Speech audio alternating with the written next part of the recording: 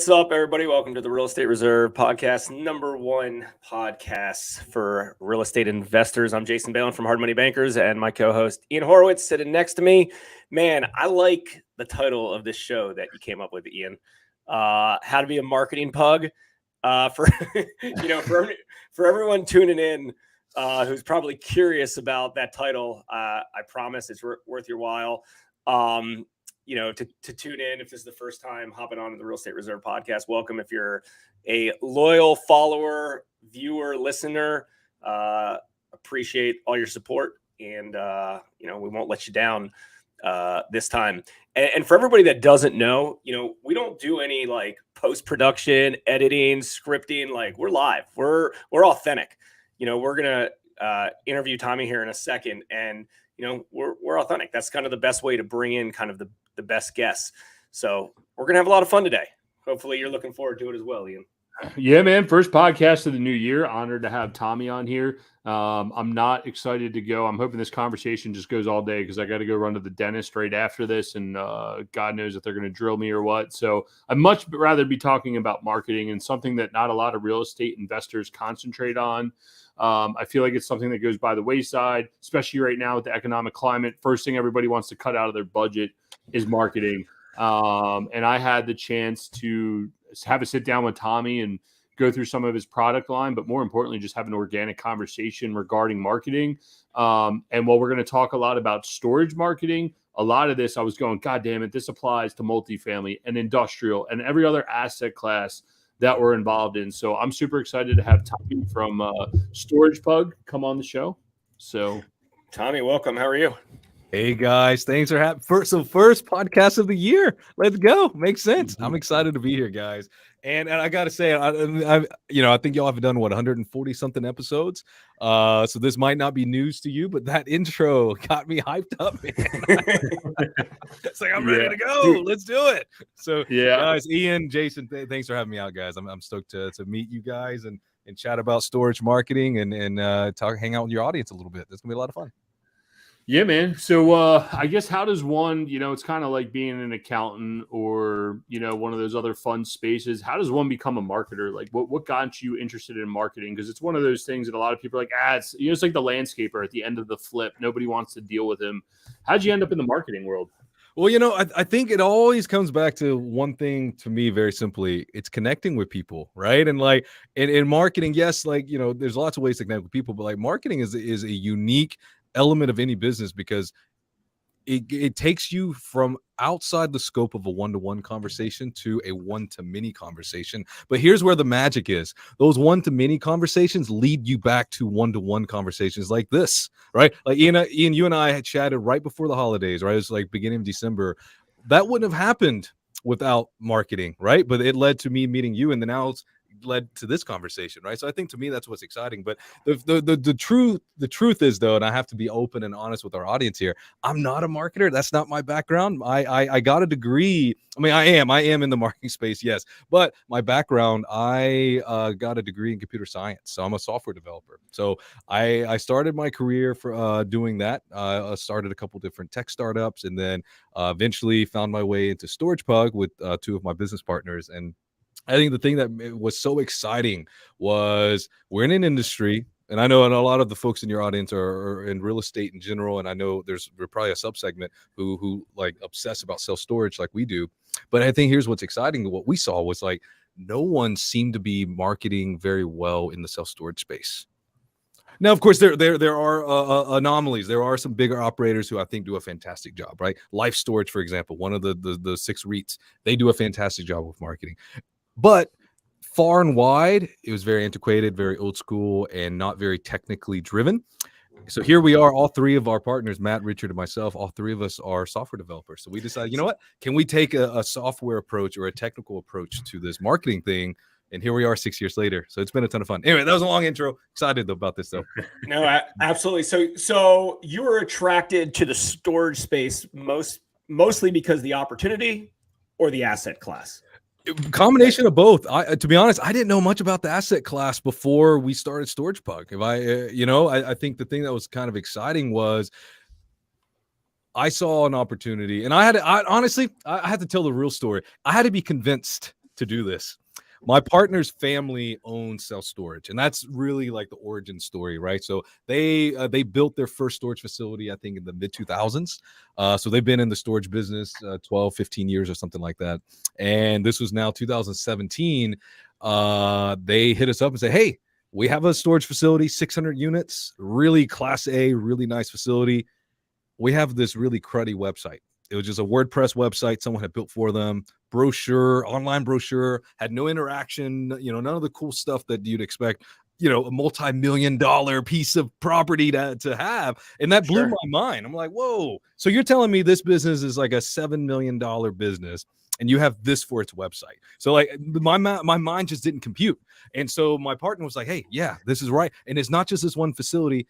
Most facilities are operating this way. Now we're going back to like, 5-6 years ago, right? So now I think this day in the modern age, a lot of people have come to the conclusion that yes, we need a website. Yes, we need online marketing. Yes, we need a good Google business. So I think but 5 years ago, this was all brand new information. And so Matt was like, hey, Tommy, I think we can build a platform that not only takes care of my dad's business, but if we decided to go sell this, we can sell this to thousands of other storage operators, and we could actually change the way they do their business. And that was like that moment that got me. So that made me kind of like the hairs in my neck kind of sprinkled up. I was like, okay, there's a huge opportunity here. So yeah, that was the spring of 2017. And then by that summer, we had launched the platform and off to the races. Well, it's funny you say that, because not only in the storage space, but also the single family real estate investing space, the multifamily space, a lot of these operators, they have a big business and they make real money, and they don't spend enough time or quality on their front end. They're out there and, they're, doing deals, making 5 figures, 6 figures, maybe 7 figures on some of these deals. They're bringing in capital investors, they're bringing in partners, they're bringing in other vendors. And it's like, you don't even have, you don't have any presence. No. Like you don't even have a credibility presence. And, one of the things that I always talk to a lot of folks about, if they want to like go raise private capital or things like that, is like, you can't even be found. Like no one's like, you need at least the credibility 101, at least the credibility side of it. But I mean, we'll get down the rabbit hole of talking about real marketing and automation and things like that here shortly. But it's just so funny that so many folks don't spend time. They're like, oh, I'm not techie, or I'm old school, or it's like, well, get out of your old school ways, because this is how things work right now. Like they're not going to go look you up in the yellow pages. They're right. I mean, look you up on this thing called Google. No, that's it. Right. I mean, the thing that made these people their first million, their first 10 million, their first 50 million, that's great. Congrats. You made it here. You're ahead of most people. But if you want to make that next million, that next 10, that next 50, you do have to adapt in some ways. And the thing that kind of gets exciting to me, and I remind our team this, we're based here in Knoxville, Tennessee.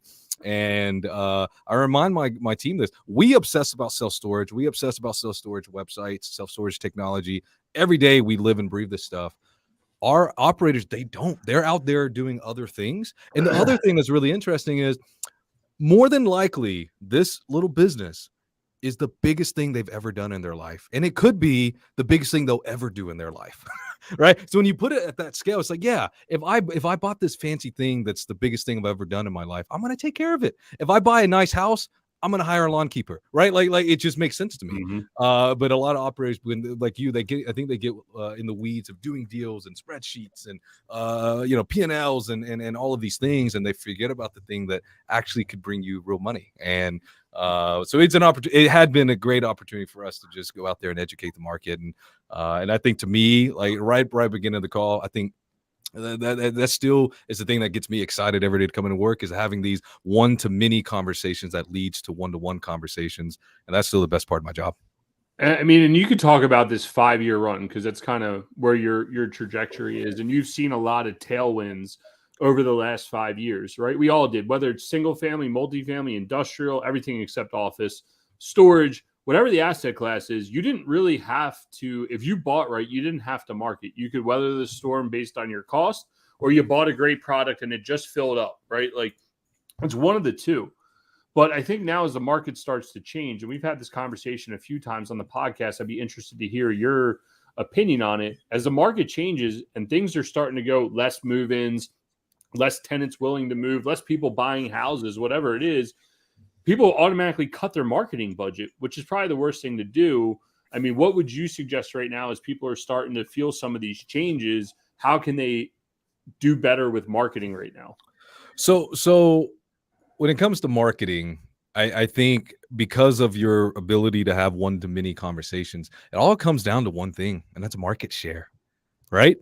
And if you think about a self, because there's all we live and breathe is only self-storage. So I can't speak too much on other asset classes like single family or multifamily, but I think these principles apply. It always comes down to market share. If I had 500 storage units to fill, right, regardless of what the market is doing, if I had butts in seats, right, they're going to stay with me, right? And so if I know that my competitors are going to take their foot off the gas, not be as forward with their marketing, not spend, not do the best practices, you know what I mean? Like if they're not even doing the very bare minimum of best practices, I'm licking my chops, right? I get so excited about that because now I can get market share. And then ultimately when it comes to self-storage, and people, I think the really savvy operators do think about it this way, it's market share. If I get these people in my units, they're not moving out. They're not going to go to somewhere else just because they can save $10 a month, $20 a month somewhere else. They're not going to do it. Right. And the average consumer, I think I saw the stat, it's 14 months now. When we entered the industry, the average length of stay was 10 months. So whatever your monthly rent is, multiply that by 10, it's now multiplied by 14. Right. So if I am in the space and I know that the operators closest to me have dialed things down because of whatever reason, I'm licking my chops because now I'm going to just go dominate and take market share. Now, this is an interesting time. You mentioned that, people who bought in the last few years. Yeah, there are people that we talked to today who bought their first facility in 2019. Guess what just happened the last 2 years in the storage space? Historical highs, like the most insane demand that we've ever seen, driven by things that we couldn't control as a storage industry, right? Like you had macro things, economic things, pandemic things, all these things that are driving demand, work from home, right? All these things causing people to leave the big cities and come to places like Knoxville, for example. And what's interesting is, with all of those things happening, these operators who bought in at 2019, 2020, they don't know any better. They don't know any different. And so their first winter, right? Mm-hmm. October, November, December, the lowest that we've ever been in the last 24 months. People are panicking. They're freaking out. Like, hey, I thought storage was hot. It is hot, but it's just now back to seasonality. Right. And I think that's the thing that if you're brand new to storage and you bought in the last 18, 24 months, just breathe. I know it's stressful. I know you have bank loans and notes and other people that you got to pay. But this is self-storage. This is seasonality. If you look at all the historical trends, you're going to have the slowest months in November, December, January, and February. Those are your 4 slowest months of the year. And of course, markets, this is all generalizations. Your market might be slightly different, but in general, those are going to be our slowest months. So we're still in this. We're about halfway through it. Come March, come springtime, it's going to go back to go ham. But this is the time that I would say get all your infrastructure in place, right? I'm not suggesting spending thousands of dollars unnecessarily, but I do suggest this is the time to make sure that all of your fundamentals are in place. And I know we'll get into some of those fundamentals later in the show, but this is what I would be doing if I own some storage facilities, no doubt. Yeah, no, we liked it. We were both chuckling. I don't know if you noticed, but I was like, Jason, I wonder if he knows about length of stay versus acquisition cost of a client and how that whole thing relates, right? Because that's what marketing comes down to.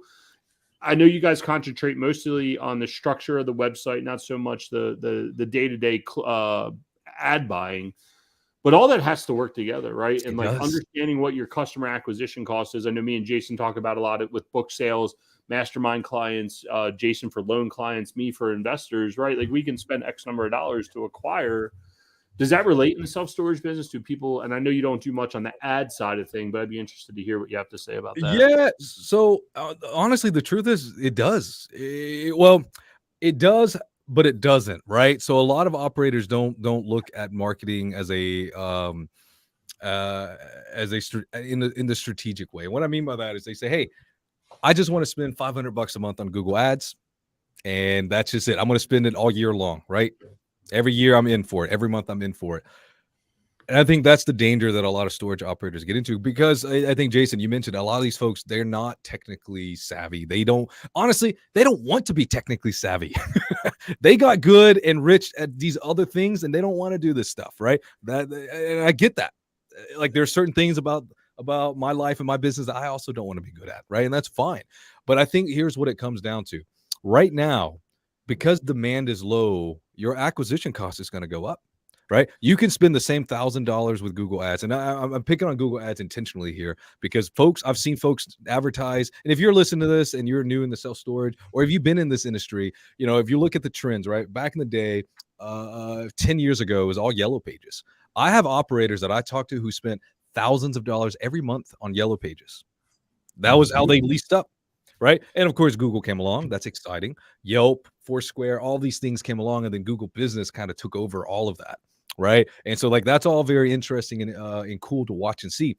But here's the thing. The reason why we recommend Google Ads is based on the analytics. That's where customers are actually coming from compared to any other advertising channel. So if you're out there advertising on Yelp or Neighbor or any of those platforms, it's not that I'm not suggesting blanket don't do it. I'm suggesting analyze that cost and analyze that acquisition cost. Maybe you're okay with spending $300 per customer. I can't tell you that that's wrong or right. Right. And maybe in some markets, like if you're in Denver, $300 customer acquisition cost is actually not that big of a deal. But if you're in Knoxville, Tennessee, that's a different game. If you're in Baton Rouge, that's a different game. Right. And so having these numbers at play, I do think do matter a lot. So what I'm telling operators right now is, in the slow season, because demand is down, we see that. We see the amount of search traffic for storage units near me. It's tremendously down relative to the peak of July, which is normal. All right. I'm not freaking out. Again, chill. Right. But here's what's interesting is, because it's down, if you spend the same marketing dollar, you're going to get less customers because there are fewer customers. Right. And so you have to add that into your spreadsheet. If you're making like a business model spreadsheet, your cost per acquisition is going to be higher right now. What's interesting is that same 1,000 that you might spend in March, it's going to be a lot more like shooting fish in a barrel, right? Because the demand is there. People are going to be actively seeking for your product in March. They're not as many people are actively seeking now. Right. And so that, I wish I could just say, hey, let's all just go spend $1,000 a month on Google and fill up our facilities. I wish it was that simple. And a lot of people, unfortunately, make it that simple. And I think that's where they hurt their business. Right. The operators that are like the savviest, the ones that I get thrilled to talk to. I talked to one this morning, based in Houston. They obsess about this stuff. Like, every day they're texting me or emailing me, hey, can I'm not suggesting that you need to like bother everyone every day, but I love the operators who care about all these numbers and that know that, hey, in December we're going to spend differently and get different results than we will in July. Right. And I think those are the operators that end up doing the best, and the ones that sleep better at night. If I'm being honest, like, I feel for the operators who bought in 2019 and 2020, and they went from 50% occupancy all the way to 97% occupancy. And right now they're sitting at 72. I've talked to so many people who that describes, and those people are not sleeping very well because it's stressful, and I get it. But it's seasonality, and come March, April, June, we're going to be right back at it. Let's talk a little bit about StoragePug. I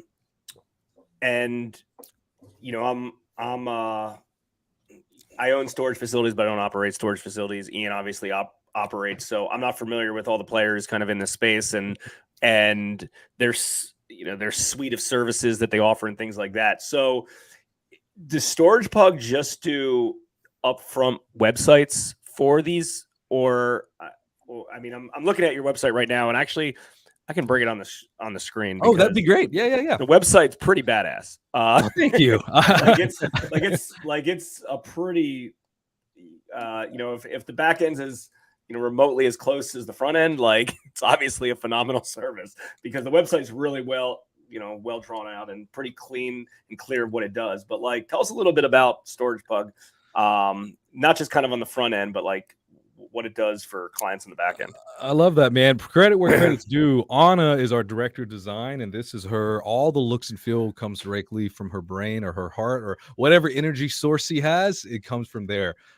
She's absolutely incredible. And we were quite excited when we relaunched this. I think it was last year or maybe the year before.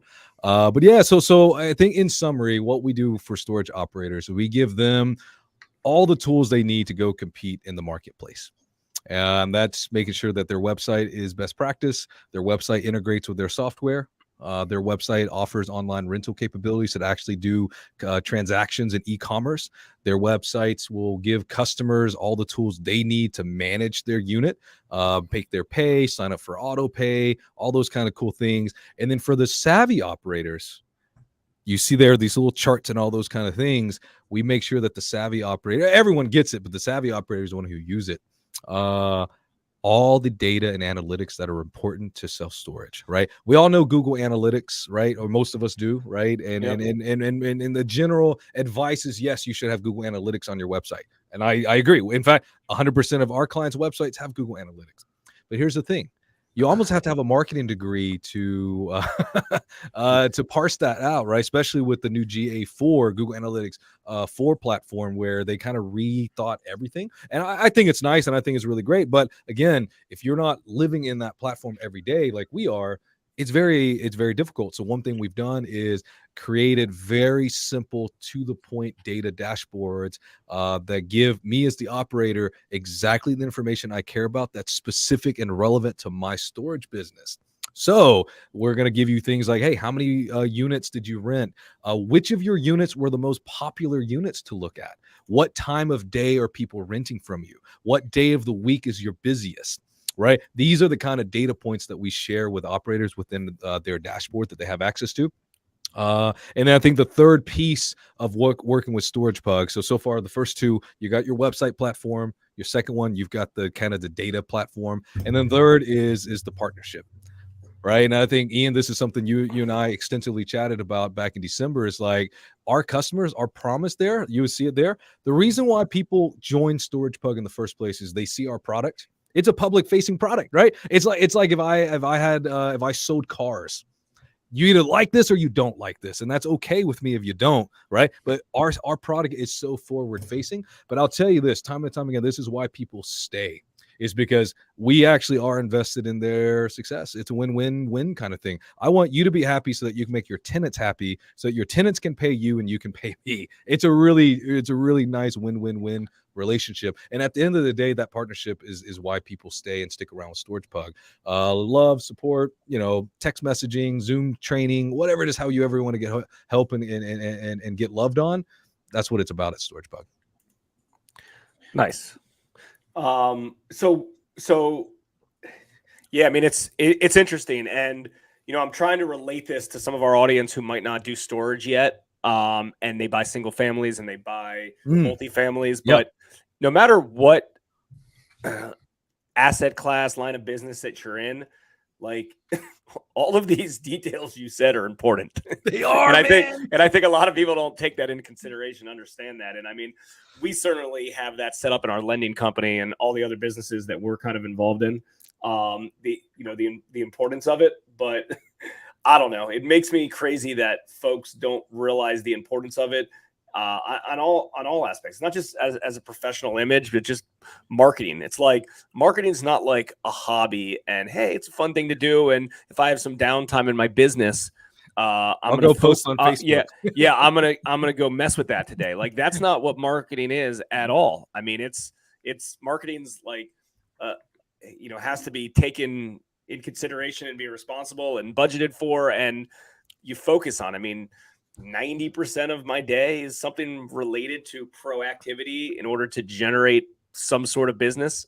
I love that, man. like that's what has to happen on a regular basis. And too many folks, and who else is kind of bad about this is like realtors and real estate agents and brokers and things like that. It's everyone. And keep in mind, everybody over the last 5 years has been stuck in the transactional mindset because deals were just falling on their lap, and that's gonna weed weed out a lot of folks. And it's a little scary, and it's kind of sad to say that, but like that's going to weed out a lot of folks. Is who has proper business acumen, who has a marketing machine, who has lead flow and deal flow that comes in. Because if you don't have deals coming through your front door, guess what comes out your back door? No more money. No more money. You get the pipeline pays all of us, man. And I think that's the thing. So like, there's a guy in the industry. It's a family business. They own about 30 facilities mostly in the Southeast. And actually, Ian, him, Nick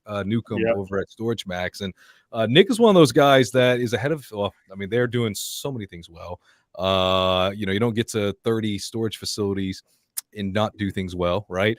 But one of the things that I loved about the conversation I had with Nick at the end of last year was like, hey, let's prep, right? We're doing great now. I mean, they have high occupancies. Their facilities are crushing it. Like life is good at StorageMax, but like, hey, let's not rest. Let's get better, right? And so over the last 18 months, they've launched a few cool things. And I thank you for pulling up the website here.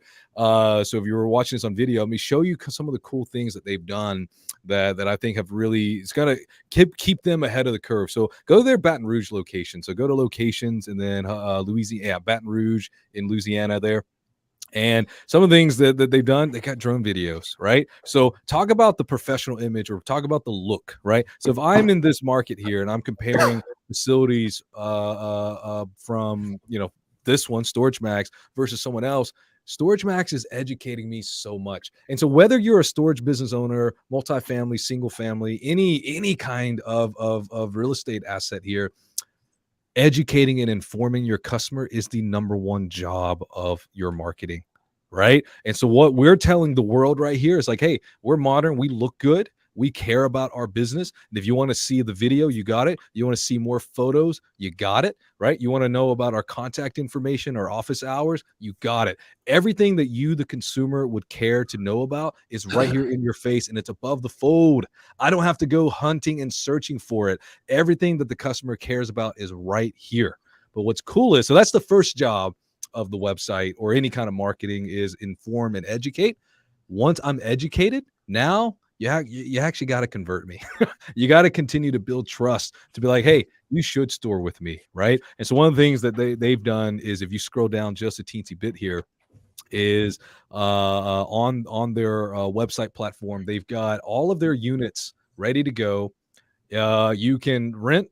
If you decide, hey, I want a 5x5, let's go. We've also added other like little bells and whistles. If you hover over the little unit icon there, like the 5x5, yeah, we just do a little 3D animation to be like, hey, this is what might fit, right? We can't assume, and I think this is the other thing, right? If we're on this trend of what you and I see when we're out there talking to other business owners, a lot of business owners assume that their customers know more than they actually do. The average buyer knows jack squat, and that's not an indictment on people's abilities. No, you're buying a product for the first time. I'm a novice. I bought some Nikes the other day, right? I had to do so much research just to decide which pair to buy, right? Well, I don't know enough about the shoe industry. Well, what's funny is I'm looking at this and I'm like, this reminds me of Zappos, when you try to buy a shoe and you have like a shoe model that is wearing the shoe and turns it around 360. Yes. Like you're educating. Yeah. And if you click on the table view there, so right now we're in list view. If you click on table at the top right there. Right. Yeah. So this is actually the default view, is the e-commerce. Like, this is very much like shopping for shoes or shopping Airbnb. And so that's something that we've done at StoragePug. And honestly, I think what kind of got Nick excited to launch on this platform is we don't look within the storage industry for inspiration.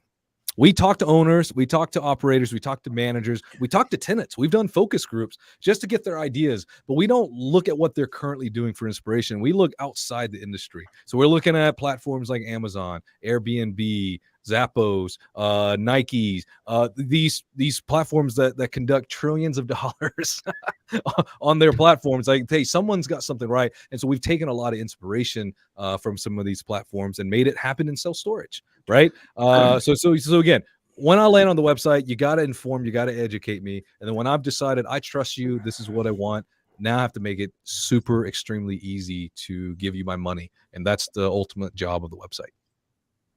Yeah, that is in line with a lot of what we hear at ClickFunnels, right? Like when Jason and I would go and a few other guys, we would go listen to Russell speak. It's trust, credibility, stories. And that becomes a question. How do you tell a story about why you need to rent self-storage from this unit?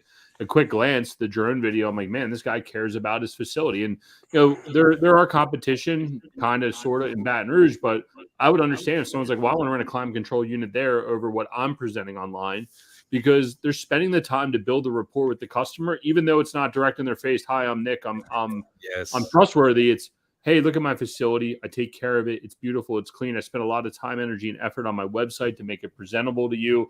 I'm in tune with what's going on. And today, oh shit, Nick found us. Look at that. I was texting him. I said, Nick, we're showcasing your facility. Oh, let's go. He has found his way onto the podcast. But spending the time, energy, and effort to we have a surprise guest, Nick. Nick, what's up? What a nice treat. I was talking mad crap about you. I see it, Tommy. I like the site. Props. Yeah. So we got Nick on here who has StorageMax, and this isn't like, oh well, why'd you use StoragePug? But it's Nick as an operator, since you have surprised us on here. What is your reasoning behind having a good website, good operational website? Like, have you seen improvement from tenants, length of stays? Like, what has the advantage been? I don't know if it's going to affect us as much in length of stay, but it's definitely going to affect after hours rentals, people that are also millennials, people that want ease of use and don't want to pick up the phone and call somebody. That's another reason we launched that chat bot down there in the bottom left corner. So it can answer your questions 24 hours a day, regardless of whether we have somebody available to talk to you or not. It is built with the language and the built-in answers for all the typical self-storage questions. So we like to do things like that to help people out that are looking after standard hours, because not everybody is working on storage while they're at their day job while we're in the office. Yeah, that definitely makes sense. And then like taking the time to doing the good, better, best, showing the features on your website. I mean, like for you to get that drone footage together, just out of curiosity, like what does something like that cost to get some drone footage for Tommy to be able to use on the website? I actually did all of them myself. I just went to the site and flew my drone. It probably took me around 5 to 7 minutes per location. And it's been pretty simple. I did pay for it at an out of town location, and we were talking, I think that was around $500 or $600. I did 3 up in Tupelo. Nice.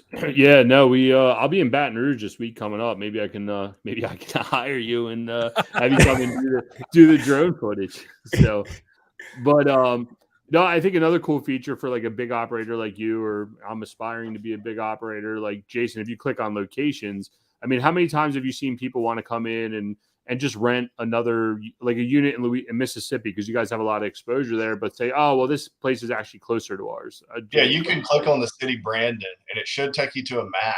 And instead of clicking on a facility, there we go. Yep. They can just scroll through the map and figure out, okay, well, Grant's Crossing is here. That one's pretty close, but we're actually showing starting prices at each location with photos about it right on the left side, or you can scroll around the map on the right. Yes, this was an inspiration from Airbnb.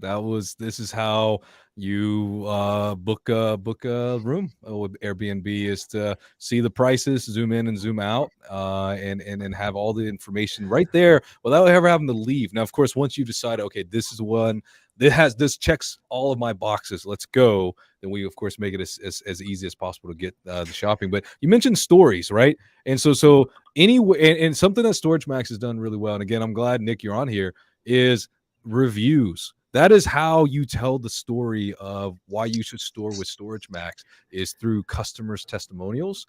And they do stories so well in so many ways. One, of course, they get a gazillion Google reviews. So all of those get piped into the website automatically. So that's kind of cool. But they've also taken the time to do customer testimonial videos and having the videos right next to the reviews. And I think like that was really cool, and I was impressed, and this is why, honestly, this is why they have 30 locations and they're still in business and they're doing really, really well, because they have obsessed about these things. Well, I mean, it relates to so many things and so many different businesses and so many different asset classes. I mean, I know locally, inside our lending business, the two areas that people gravitate to are recently funded deals. You know, people want to see case studies. They want to see like-minded people like them, and they like testimonials. Same thing. Like those are showcased kind of everywhere. I know a lot of single family operators locally to the DC area. All of their marketing is geared towards video testimonials, right? All of their marketing is geared that way. And I'm thinking as we go through this, like multifamily properties, people that own single family portfolios, software like this, or, you know, tech that can incorporate some of this is great, right? I mean, Ian, how many folks do we know that owns dozens, if not hundreds, of local single families or townhouses or condos, you know, and none of them have this. And it's right. None of them have anything like that and so many of them are like, oh yeah, I don't have an opening in this particular unit. When we used to have a pretty large portfolio, it was the same thing. Like we never moved from one facility. You know, we didn't kind of cross market our stuff. So this is good stuff. Yeah, no, it's definitely good. And I think the storage industry really kind of pushes you if you're in other asset classes. And Nick, you've always been in storage, but I think when you're in other asset classes and then you see the forward facing business inside of storage, you're like, oh shit, I can apply this back in multifamily. I can apply this in industrial. I can apply this on office or even single family. Like we have a few, right around 100 single families. And it's like, yo, dude, like we should be having a better website. And I just pulled it up. It wasn't showing well because I got it on the wrong screen, but having a website and bringing people through the front door and having consistent leads is super important. So you want to bring that up, Ian, or no?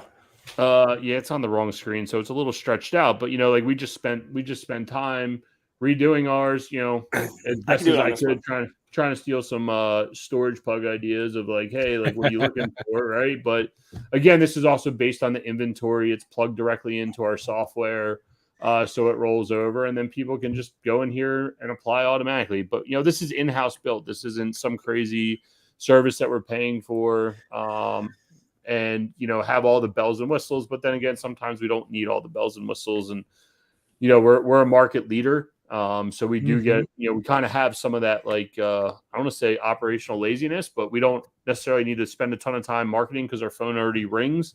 And I think this goes back to the conversation that we were having, Tommy, of like the phone's ringing, so why should I waste time on marketing, right? Like, and sometimes we go through some of that. Tommy, let me ask you a question related to like eyeballs and views on websites in order to capture information if they're not potentially ready to pull the trigger at this particular time. Okay.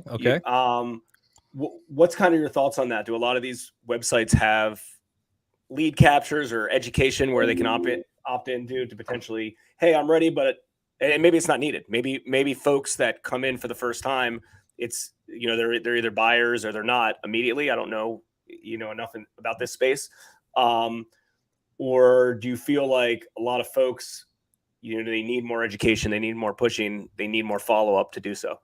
I think a lot of people do need more education, right? There is more now than ever before people who know what they want when it comes to self-storage, right? Where they're a repeat customer, or they've done storage in the past. But more often than not, the average renter has never rented storage before. It's still their first time ever, and so they still have a lot of questions. And things that make it extremely helpful. Like Nick mentioned, he's got the chatbot, he's got FAQs, he's got a size guide, he's got tips, he's got all these things on his website that help educate and answer some of these preemptive questions, which is a really, really nice thing to do. But when it comes to lead capture, yes, all day, every day. So you got, this sounds basic, but you got to have a contact form, right? Like the ones who are ready to give you money, yes, assuming that you already have online rentals and all that kind of cool stuff, yes, make that happen. Have a contact form, have a reserve option, right? For your facilities who are in lease up mode. Now, of course, if you're leased up and you don't really care about reservations, that's fine. That's not gonna hurt anyone's feelings. But if you're in lease up mode and you're still at 40-50% occupancy, give the option for someone to say, hey, I want to reserve this. I'm not ready to pay for it yet. And then the last thing we've done recently is something we call request a quote. This is for inventory that's actually no longer available. So a lot of Nick's big units, like his 10 by 20s, 10 by 30s, a lot of those units are just eaten up. They're not available. We still show them on the website for people to say, hey, tell me when this unit is available. And what's cool is, and this is something that Storage Max does really well, is training with their managers. Now the manager can call me and say, hey, Jason, it looks like that 10 by 30 that you wanted, we don't have it, but I do have two 10 by 20s that are right next to each other. Can I get you in today? Right. And that happens. Down the street. Yeah. Or in Nick's case, I literally have 5 other facilities in Brandon that I can get you into. Right. And I think that's really what's cool. So having more ways than not for customers to give you their information, that's the secret sauce. And that's how effective operators do it well. And then the other thing too, if someone starts the rental experience but drops out, you should, any information that you've already captured should remain captured, right? And so something that Nick's website does is, let's say I start renting a 10 by 10, but anything happens. I'm busy, my internet stopped working, I don't have my credit card available, whatever the situation is, I got a chore to run, I got to go back to work, whatever, any reason why I've decided to drop out doesn't matter, because Nick's software, we've already captured the customer's information. And now the manager can be like, whoa, Tommy, it looks like you started renting a 10 by 10, but didn't complete. Can I get you in today to complete that rental? Right. And so those are all the things that effective operators do to stay on top. Because I think and you guys see this, and I know you cringe just as much as I do when you're out there checking out comps, is when you hit someone's website and there's literally no way to do business with that person. Yeah. I'm not even talking about online rentals. Right. I'm talking about, I can't even give you my information if I wanted to. And that's just insane. Now, it's less so now than it was 5 years ago. And I do want to give the industry that kudos. And I think that's a big part of that is why I love self-storage is the associations. Most of the states have a self-storage association. The National Self-Storage Association does a lot of good advocacy work and educating and informing operators like, hey, the way you used to do business 10 years ago isn't going to work today. And so we have seen people be more willing to adopt technology, and even some people willing to just do the bare basics or the best practices. But to answer your question, Jason, lead capture, huge deal, regardless of what industry people are in. And Ian, by the way, that website looks good, man. For you guys have built that in-house. I love that. Yep. And I love that you got inspiration outside of your industry, because other industries probably doing it really, really well. You just have to borrow the concepts that you love and apply it in whatever direction you're going to. So kudos to you, man. That's awesome. Yeah, thank you. We have a few minutes left. And Nick, I want to ask you, because one of the reason for us rebuilding this is because we had autoresponders and all kinds of stuff set up to chain email, because I feel like the first 5 days in an apartment lease, if they want to view the apartment, I got to capture them. Nick, are you doing anything with, like, you're capturing the people's data? Obviously, maybe you guys have a lot of in-store managers picking up the phone. Hey, I noticed this is going on. Are you doing email autoresponders or text responders behind any of that? They do get an email auto response as soon as the lead goes in, but then my managers, through the app they use on their phone for email, if it comes from the website, it makes a different noise than a standard email that comes through. So they get a better bonus if they respond to email lead inquiries in 15 minutes or less. And then it's separate for 15 minutes to 1 hour, and anything over an hour is too long. Because when people are going through clicking a bunch of websites for storage units, you got to be the first one to respond. It's nothing feels better when someone sends that lead through and they get a phone call less than 30 seconds later. They're like, come wow, on, how'd you even get my info yet? Yeah, no, sometimes it's like, how the fuck did you get me? And you're like, this is creepy. And then other times you're like, well, thank you for actually calling, because I screwed it up. Someone else called me and I lost my train of thought. So yeah, man, that is definitely super powerful. And we have to educate them, because people just don't know much about storage. I'm glad to hear that we're a leader now and people can look at our industry, because 10 years ago it wasn't that way. But people still don't understand storage. Like from what Tommy was saying, very few people have used storage. Pre-pandemic, the number was less than 10% of Americans had used self-storage in their life. I don't know what that is post-pandemic levels, but the average person, they'll just get on the website, click a 5x5 or a 5x10 and think it's enough, and pull up with a U-Haul truck ready to move in it. Mm-hmm. It doesn't work. Yeah. No. Yeah. Pull up in a U-Haul truck, hit your building, and then realize it's not enough. Yeah. So totally get it. Nick, we'll definitely have to have you back on for a full-blown episode, since you have found your way on here. So you've just signed yourself up for a podcast. So we'd love to have you on in the future. But since you're here, and this episode's been super informative, Tommy, I'm glad we were able to walk through some websites and see what some people are doing. It's been really good. I do have to ask, since both of you are on here, and let's go with Nick first. What's a good book or podcast that you like to listen to or read, or you think everybody should read, or what are you reading right now? Okay, well, I'll go ahead and give this one a plug. You start with the Real Estate Reserve. Like you guys, you're having a good guess. My favorite one, once a month on Thursdays, is Tommy and Melissa's. I've enjoyed being on there. It's always a good time. The guys at Swivel have started a new podcast. It's focused on the storage industry and also AI. It's been a really good one. I think they have 5 episodes out now. The Storage Lab, I think, is what's called. If you're checking it out, yep. There's a few that I really enjoyed. That kind of Atomic hasn't been as active as they were. They were good, but then I always fall back on AJ Osborne's. I mean, that's just that's quintessential. Yeah. We had AJ on here, and he just came in and he just started dropping bombs, and everybody was like, "Whoa, what?" You know. Right. So I mean, he just came in. Operates on a different level than all of us. Yeah. So. Yeah, just when you think you got it all figured out, you're like, God damn, that guy's just like, he's in a different spaceship that I'm in. He was where I am now 12 years ago. Yeah. Right. He's far ahead. How about you, Tommy? What's your favorite book or podcast? Yeah, well, Nick, appreciate the shout out for the Gap Focus. That's Melissa and I put that on once a month, and we have a blast. I've learned so much about our industry interviewing guests, and this is another show here that's awesome, amazing.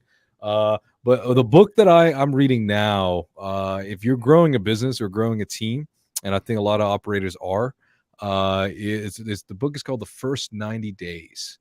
And it was given to me by a guy that we chatted with. It's actually joined StoragePug.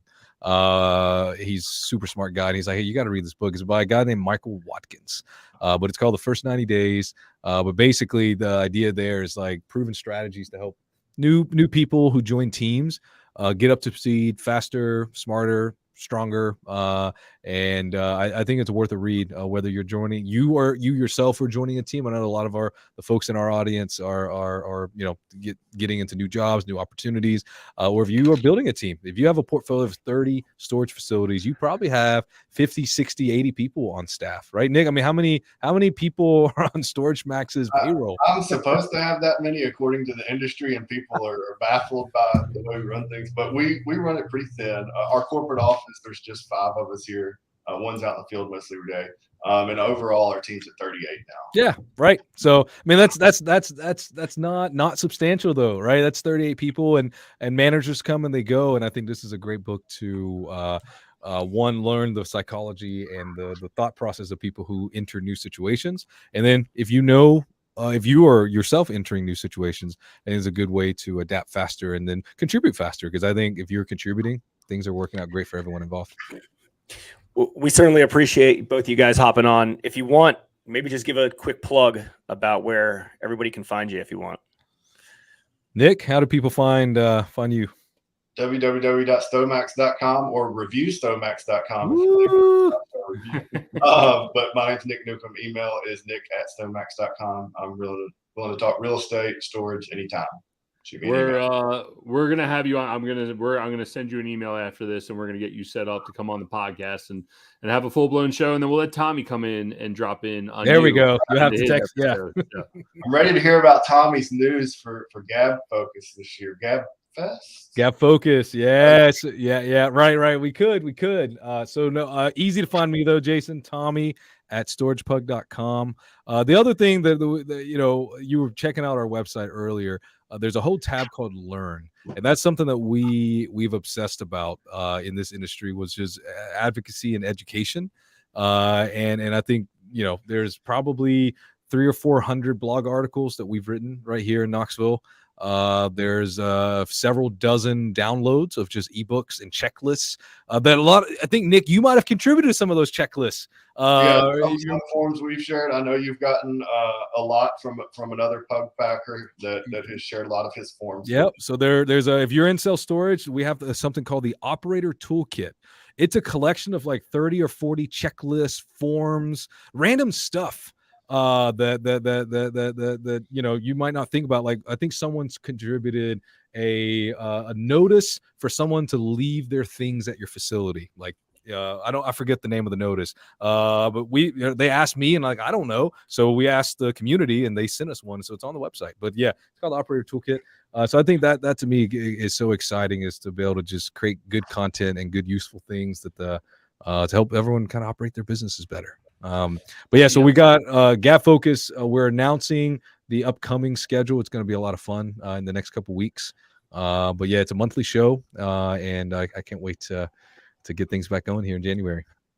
Yeah, it's awesome. No, we appreciate both you guys. Like I said, we'll do another episode here. I hate to cut it short, but I'm actually in favor of going to get my teeth drilled. But I'm sitting here going, I want to continue the conversation, but my wife's yelling at me, and I'm like, well, either way, it's painful of what I got to do, because I'm a people pleaser and I love hanging out with people and the one-to-many conversations, and I love this, but I understand I got to go take care of them teeth, but that's why I grow the beard so no one can see them.